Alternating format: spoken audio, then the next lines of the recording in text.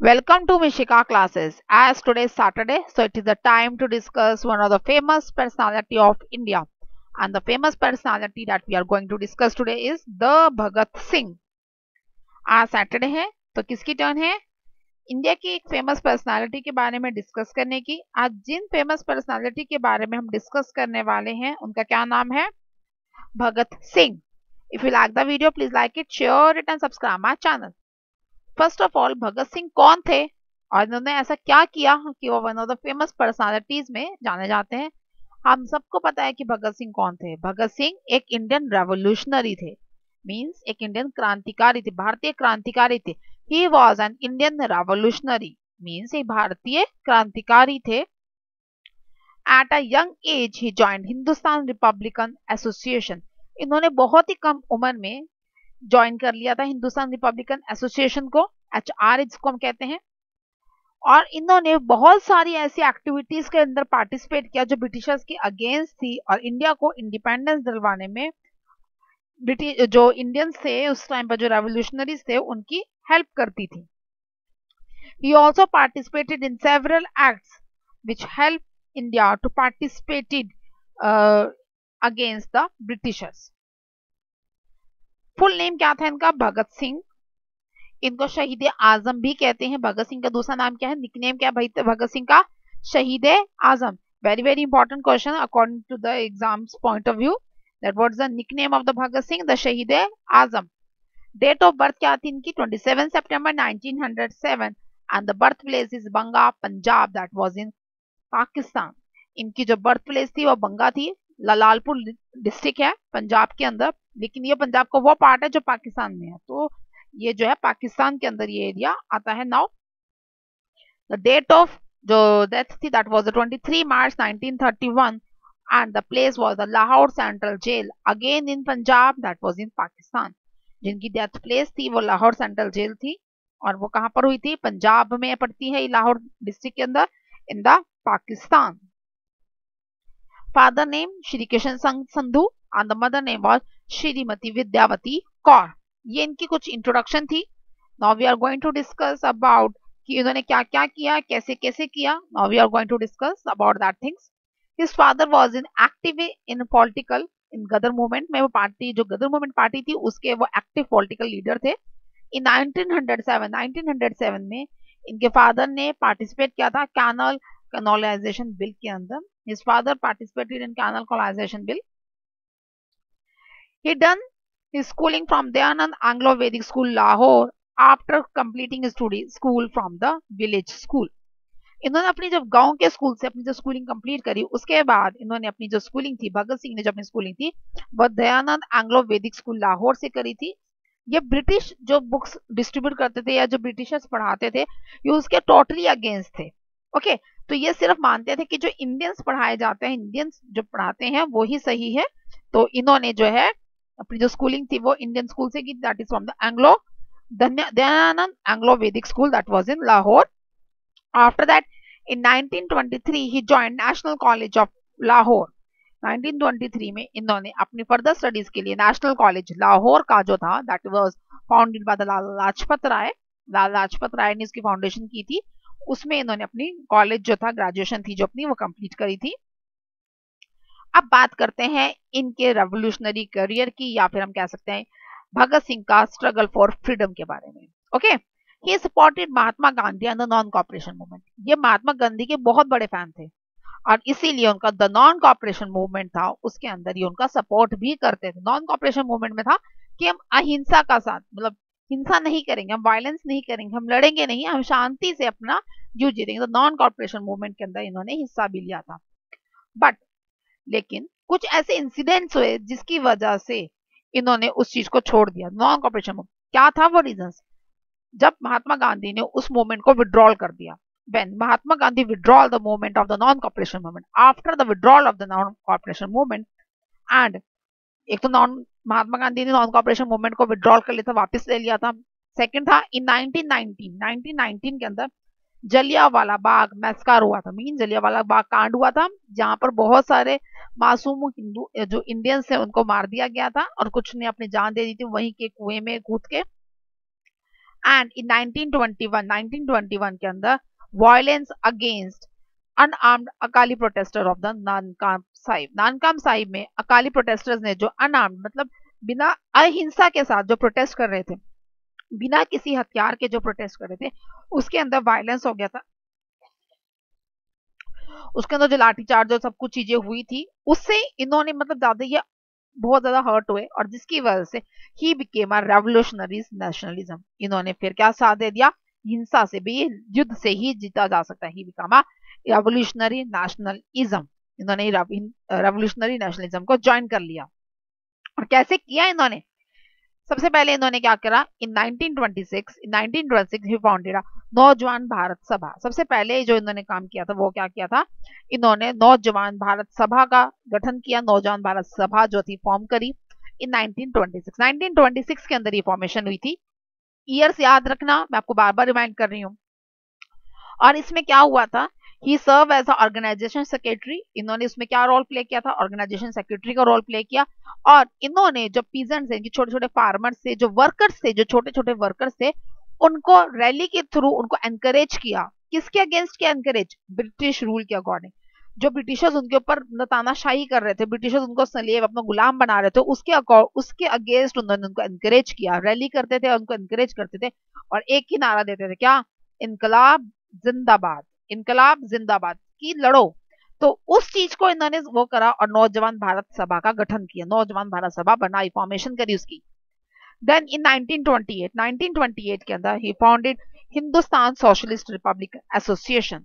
1928 के अंदर इन्होंने क्या फॉर्मेशन करी, सुखदेव और चंद्रशेखर आजाद के साथ मिलकर इन्होंने HSRA यानी कि हिंदुस्तान सोशलिस्ट रिपब्लिकन एसोसिएशन का फॉर्मेशन करी। ठीक है, HSRA ये फुल फॉर्म है किसकी, इसकी फुल फॉर्म क्या है, हिंदुस्तान सोशलिस्ट रिपब्लिकन एसोसिएशन की।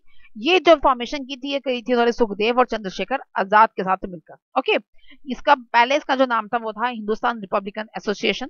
जब इनके पेरेंट्स आते थे कि शादी कर लें, तो इन्होंने कहा था कि अगर मैं गुलाम भारत में शादी करूंगा तो मेरी जो बीवी होगी, जो मेरी मैरिड होगी, वो किससे होगी, फांसी से, मेरी मौत के साथ मेरी जो है वो शादी होगी। ठीक है, अगर मेरा देश आजाद हो जाएगा उसके बाद ही मैं शादी करूंगा। इनका पहले यही थॉट थे कि मैं शादी करूंगा तो मैं अपनी आजाद भारत में ही शादी करूंगा। जब हम आजादी पा लेंगे उसके बाद ही मैं शादी करूंगा। अगर उससे पहले आप मेरी शादी कराओगे तो उससे पहले मेरी शादी किससे होगी, सिर्फ और सिर्फ मेरी मौत से मेरी शादी होगी।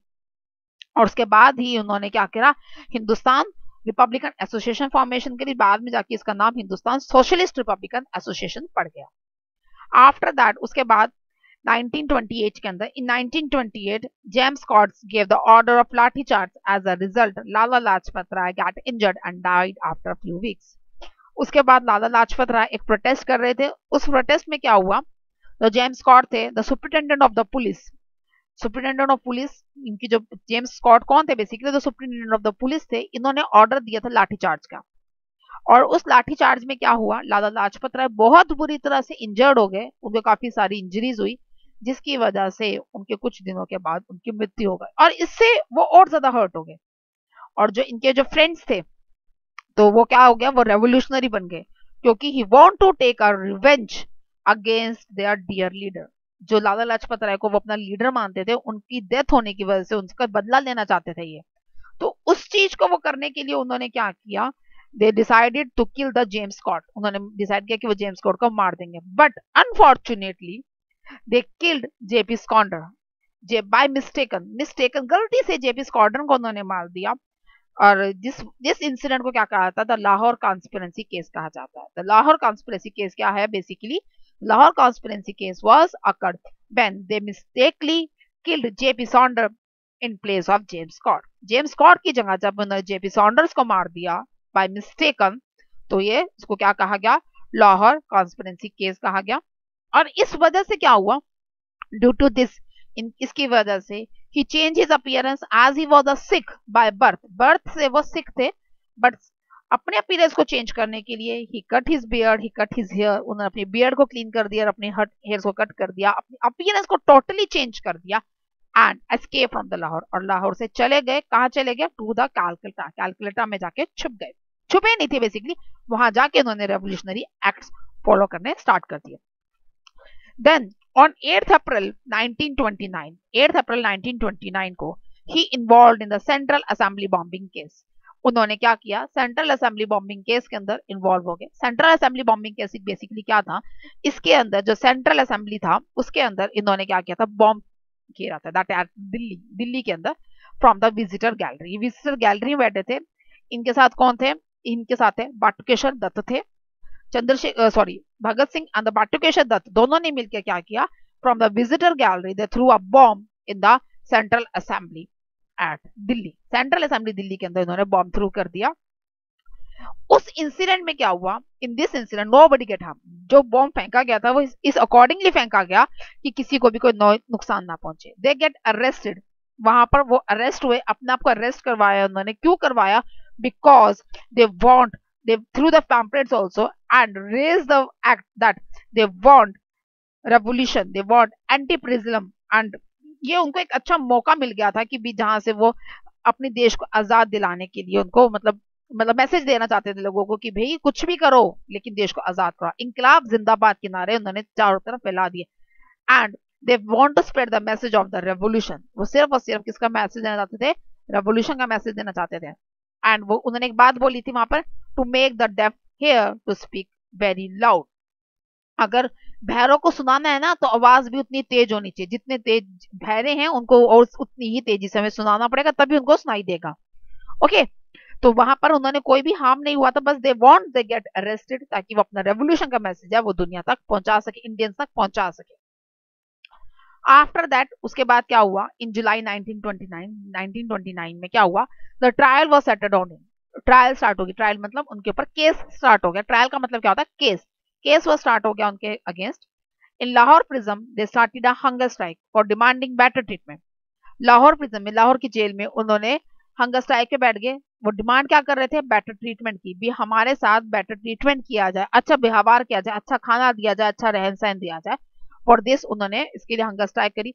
And he fasted for 116 days. और इस फास्टिंग को उन्होंने कितने दिनों के लिए किया, 116 डेज, 116 दिनों के लिए उन्होंने फास्टिंग करी।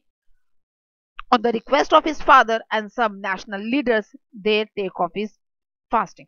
उन्होंने कुछ जो उनके फादर की रिक्वेस्ट पे और कुछ जो उनके और जो नेशनल लीडर्स की रिक्वेस्ट पे इन्होंने बेसिकली क्या किया, अपनी जो हंगर स्ट्राइक थी वो वापस ले ली, उन्होंने खाना खाना स्टार्ट कर दिया। Then trial was ended. उसके बाद क्या हुआ, जो केस था वो खत्म हुआ। Bhagat Singh, Rajguru and the Sukhdev were hanged till death on 24 March 1931। This was the message through the trial. Okay, तो आगे क्या हुआ, बेसिकली जब ये ट्रायल चल रहा था तो उसमें पता चला कि इन्होंने जेपी सॉन्डर्स को भी मारा है। उसके बाद इनको भगत सिंह, राजगुरु और सुखदेव को क्या मिली, पनिशमेंट मिली। क्या पनिशमेंट मिली, इनको सेंटेंस किया गया ऑन 24 मार्च 1931 को। 1931 को 24 मार्च की 1931 को इनको मृत्यु दंड में की, फांसी की सजा दी जाए, ऐसा ऑर्डर ट्रायल में केस में फॉलो अप किया। बहुत सारे लीडर्स ने रिक्वेस्ट करी कि भाई जो इनकी सेंटेंस है उसको रिड्यूस किया जाए, बट ऑल इन वेन, सब कुछ बेकार गया। इनकी जो ये सजा थी वो कम नहीं हुई। और उसके बाद क्या हुआ, but the trial was hanged a day earlier. लेकिन इन तीनों को, ट्रायल मींस तीन को, इन तीनों को, भगत सिंह, राजगुरु, सुखदेव को, डेट जो पास हुई थी वो 24 मार्च की हुई थी, बट इनको एक दिन पहले ही, अ डे अर्लियर, एक दिन पहले ही नहीं, ऑन 23 मार्च 1931 को इनको हैंग, फांसी की सजा दे दी गई। And their mortal remain were cremated in सिगरेट्स। और उनकी जो शव थे, जो उनकी मतलब मरने के बाद जो उनके शव थे उनको सीक्रेटली छुपाकर रखा गया एक दिन तक, ताकि किसी को भी ये पता ना चल सके कि इनको फांसी दे दी गई है। और ऐसा कहा जाता है, जो बड़े बड़े लेजेंड्स थे उन्होंने कहा था कि जब इनको फांसी के लिए लेके जाया जा रहा था, तीनों को, भगत सिंह, राजगुरु और सुखदेव को, वो हंसते हुए जा रहे थे, मतलब वो कोई दुखी नहीं थे, वो खुश थे इस बात से कि उन्होंने अपनी मातृभूमि को बचाने के लिए, अपनी मातृभूमि की रक्षा के लिए उन्होंने अपने प्राणों की आहुति दे दी। और इंकलाब जिंदाबाद के जो नारे थे वो लगातार दिए जा रहे थे। After that, at the time, जिस टाइम पर इनको फांसी दी गई, he was just 23 years old. उस टाइम पर सिर्फ 23 ईयर्स के ही थे। Due to this many Indian peoples, इनकी इस जो फांसी की सजा दी गई थी उसकी वजह से many Indian peoples, specially the youngsters, जो यंगस्टर्स थे वो बहुत ज्यादा मोटिवेट हुए और उन्होंने भी अपना आत्मसमर्पण करने के लिए तैयार हो गए अपनी मातृभूमि के लिए। They motivated and join for the struggle for the freedom. आजादी के लिए वो स्ट्रगल करने के लिए तैयार थे कि हम भी करो या मरो की कंडीशन में लड़ेंगे और अपने देश को आजाद करवाएंगे। उसके बाद से ही 23 मार्च को मातृदेव या शहीदी दिवस मनाया जाता है in the honour of Bhagat Singh, Rajguru and Sukhdev के ऑनर में। अब हम बात करते हैं कुछ स्लोगन्स की जो भगत सिंह ने दिए थे। मैंने बहुत ही कम स्लोगन्स को डिस्कस किया है इसके अंदर, इसके अलावा इन्होंने बहुत सारे स्लोगन्स दिए थे। Okay, the first slogan is they can kill me but they can not kill my ideas, they can crush my body but they will not able to crush my spirit. वो मुझे मार सकते हैं लेकिन मेरे सोच को नहीं, मेरे आइडियाज को नहीं। वो मेरी बॉडी को खत्म कर सकते हैं लेकिन मेरी आत्मा को नहीं। इनकलाब जिंदाबाद, ये तो बहुत ही फेमस नारा है और इस नारे के बारे में तो हर भारतीय जानता है। Every Indian know this idea, the inquilab zindabad. After that उसके बाद गया था डाउन विद ब्रिटिश इंपीरियलिज्म। एक दिन जरूर अंग्रेजों का सर झुकेगा और अंग्रेज हमें छोड़कर जाएंगे। अंग्रेजों भारत छोड़ो। If the deaf have to hear the sound has to be very loud. ये जो नारा था ये असेंबली में दिया था। अभी मैंने आपको बताया, भी प्रीवियसली मैंने आपको बताया कि नारा उन्होंने कहा दिया था, if the deaf have to hear, अगर हमें बहरों को सुनाना है तो हमें और आवाज तेज करनी पड़ेगी। Bomb and pistols do not make a revolution. Bomb से पिस्तौल से रेवोल्यूशन, क्रांति नहीं लाई जा सकती। तो क्रांति वो लाई जाती है, the sword of the revolution is the sharpen of the waiting stones of the ideas. अलग अलग सोच से, विचारों से हम क्रांति लेकर आ सकते हैं। इसके अलावा भी बहुत सारे उन्होंने स्लोगन्स दिए थे, like I am full of ambition, hope and charm in my life but I can renounce everything in the time of need. मेरे अंदर, मैं एक एम्बिशियस आदमी हूँ, मुझे होप है, मुझे चार्म है इस बात का कि मैं एक दिन अपनी लाइफ के लिए, कि मैं बहुत कुछ करना चाहता हूँ अपनी जिंदगी के लिए, बट लेकिन वो तब करूंगा जब उसकी जरूरत होगी। लेकिन उससे पहले जरूरी क्या है, मेरी देश की आजादी। ये ऐसी सोच रखने वाले the person the Bhagat Singh. जो ये स्लोगन्स मैंने आपको बताए हैं ये अक्सर एग्जाम से पूछ ले जाते हैं कि स्लोगन किस फेमस फ्रीडम फाइटर ने दिया था। तो ये स्लोगन्स आप याद रखिए, ये बहुत ही इंपॉर्टेंट है। जो ईयर्स में ये कॉन्स्पिरेंसीज हुई हैं या जो भी केसेस हुए थे वो ईयर वाइज मैंने आपको एक्सप्लेन किया, और उस ईयर वाइज में जो उनसे केस के अंदर जो चीज इंपॉर्टेंट थी वो भी मैंने आपको एक्सप्लेन कर दी है। So you have any type of question regarding Bhagat Singh, आप पूछ सकते हैं। किसी भी तरह को क्वेश्चन पूछना चाहते हैं, यू कैन आस्क मी, आप पूछ सकते हैं। If you like the video, please like it, share it and subscribe my channel. Thank you.